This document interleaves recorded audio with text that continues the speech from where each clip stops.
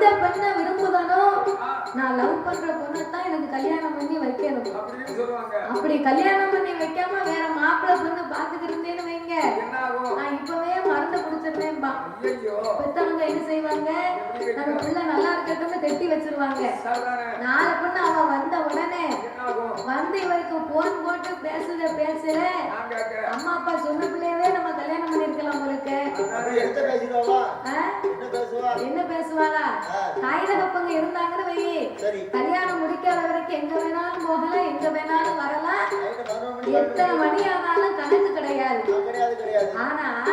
கல்யாணம்னு ஒண்ணு முடிச்சுட்டு வைங்களேன் முடிஞ்சதுக்கு பிறகு அம்மா சாயங்காலம் 6 மணிக்கு ஒரு போன் போடுவா மாப்பிள்ளை வெளியே போயிட்டாருன்னு ஆரத்தாங்களேன்னு போன் போடும்போது முதலாவது என்னங்க அப்படின்பா என்னங்க 6 மணி ஆச்சு வீட்டுக்கு வாங்க பிள்ளைங்க வந்தாச்சும்பா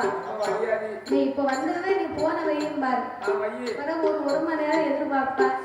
மணி 7 ஆகும் 7 மணி ஆன உடனே ஒரு போன் போடுவார் என்னங்க எங்க இருக்கிய கடையில இருக்கியா சரக்கு இருக்கியா பிரிக்கிற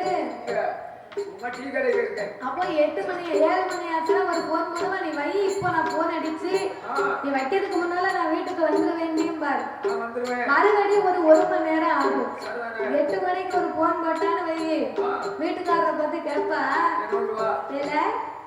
நான் 7 மணி 6 மணில இருந்து உனக்கு போன் போட்டுக்கிட்டு இருக்கேன் உனக்கு வீட்டுக்கு வரணும்னு நினைப்பு இருக்கா உன் உடம்புக்கு எப்படி வருது அப்படின்னு அந்த அம்மா பேசல போன வைக்கிறதுக்கு முன்னால வீட்டுக்கு வந்துருவாரு கல்யாணத்துக்கு முன்னால எப்ப போறாரு வராருன்னு தெரியாது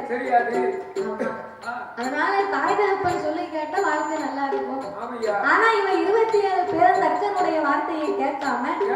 சந்திர பகவானுக்கே வாக்கப்படுவேன் என்று சொன்ன போது வேற வழி இல்லாம 27 பேரை அவனுக்கே கட்டி வச்சுட்டார் ஆமா கட்டி வைத்த நாள் முதலாக அந்த நாள் முதலா 27 பெண் பிள்ளையும் சந்திர பகவானுக்கு வாக்கப்பட்டு வாராடு வாக்கப்பட்டு வாழ்ந்து கொண்டு வாக்கப்பட்டு